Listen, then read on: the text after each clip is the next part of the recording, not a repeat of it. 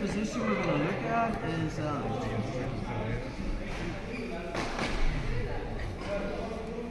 when you're inside somebody's close. Okay, so we're ready. We're here for Dungannon system. You know, this is a good position. But of course, I need to break Carl's posture by pulling with my knees. Okay. But the main thing is, I want inside control of my hands. Those are the two things. When you're playing close guard, I don't want Carl here. If you think about when his back straight, there's 90. When he's down flat, that's 0. I really want him at 45 degrees, somewhere between 45 degrees and 0. If he's framing on me, I'll be removing those frames, but I'm pulling with my knees to get Carl down to 45. Once I've had an arm control, I can start controlling his arm, cutting an angle, and start getting into positions where I can start attacking him from there. Does that make sense? But we talked about how your jiu-jitsu should run seamlessly between jiu-jitsu, self-defense, and MMA. If striking was involved from here, I'm not going to be striking the car from this position because he can just move his head. You know, he just has to lean back. But if I can break his posture and get inside position, I could control his head and then we could start punching from here. So rather than everyone going home with black eyes tonight, we're not punching each other. The goal is, when I break Carl down, is I want to try and touch his head. If he's touching your head, you need to get better at inside control. Let's take a look at that. So from our position, let's just say I'm inside Carl's closed guard. Let's talk about posture. I want to be here at 90 degrees. I definitely, if I do get broken down, it's not the worst in the world, but I want to make sure that my limbs are on the inside. Let's talk about those that don't know how to get posture or keep posture. Think about, I make wedges with my knees. So my knees are just coming underneath Carl's hips. Notice the way his butt is off the mat. If Carl pulls with his knees, I engage my hips. I put a pelvic tuck. So from there, it's just this. Okay. I engage my hips, but the minute he stops pulling, I drop my butt back down to my heels. So we don't want to be here all the time. The higher I lift my hips off my heels, the higher my center of gravity is. So I only engage my hips when he's pulling with his legs. So we're here, I'll make wedges. That's a good thing because if I keep my knees wide, Carl can underhook and there's space there and start working game from there. So I want to be keeping wedges with my knees, building a frame. At beginner level, when Carl pulls, people think it's your hands that stop your posture getting broken. We'll talk about that in next time. But really, it's my hips. When he pulls, I engage my hips. And again, that's like a superpower. If you get good at it, you can stay here and just engage your hips. Now, I don't like this. Anytime you lean back more than 90 degrees, you're susceptible to the hip bump sweep. Okay, so you want to have the skill level to stay at 90.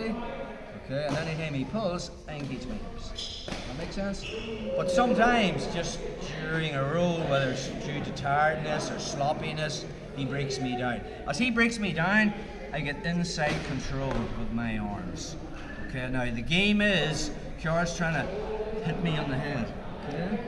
Now if I keep my arms straight, he can't hit from the outside, but he can easily swim inside and hit me on the head again. So, we don't go straight, that stops outside, but he can swim inside. But we don't go super tucked because now he can pull with his knees and break me down too easy. So the ideal position will be halfway between the two. Not here and not there, it's more this position. Okay? Now, let's break this down super easy. If Carl tries to come from the outside, I'm just using my forearm. It's really what you do with your elbows. If he tries to swim from the outside, I'm just using my forearm. When he tries to come underneath, I let him. But now I use my elbow and I push in and I put weight on him. There's no way he can slap me in the head with that hand. He has to take it outside. And when he does, I just find it again. So that's really the drill we're going to play with tonight. He's pulling with his knees, I'm engaging my hips. Okay.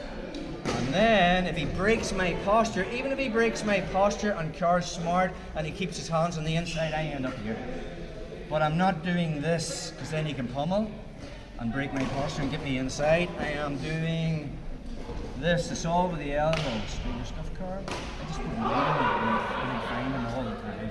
As he tries to come under, it's just that feel. Remember the goal is he's trying to slap me in the head. So we're just finding that. Pulling with his knees, engaging my hips. And you can stay comfortable in this position. Obviously, what's our goal? When he's doing that and I pin this, we want to stand up, pass this guard until we're already covered. Switch positions. So even if we go, what are we doing this stupid drill for? We're not allowed to strike or hit people in the head. But watch, if it's just pure grappling and Carl is inside position, if I can swim inside and beat his arms, I break him down. Remember, in the jiu-jitsu, you know? So, but for the sake of the drill, I'm pulling with my knees, Carl's engaging. If I break him down and he posts, I'm just trying to swim inside and I use his elbows. Now, if I'm stuck here, there's no way I can hit him in the head. The only way is by pulling this out, and when he do, Carl's tracking it. Notice the way he's using his forearm, right? But more elbow pressure.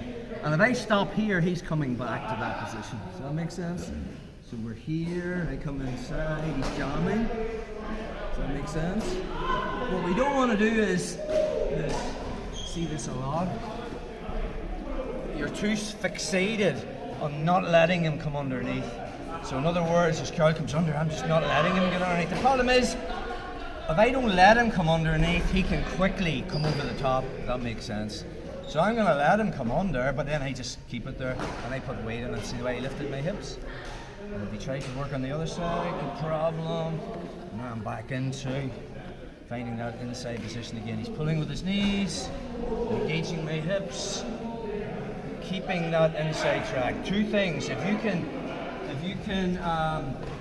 break posture from Car's position and get inside arm and head control, you are winning, alright? And that is very uncomfortable from my position. Anytime he's constantly breaking me down and getting inside position, I'm uncomfortable. I want to get comfortable. So as Car tries to break me down, I'm engaging my hip. That's the first part of the drill. You can also incorporate it into the second part of the drill. The second part of the drill is Car's trying to hit me on the head. And I'm not letting him. Just with that ability to not letting him come under or not letting him come over, mainly using our elbows. Let's play with that, guys. Do not be punching people in the head, just a slap.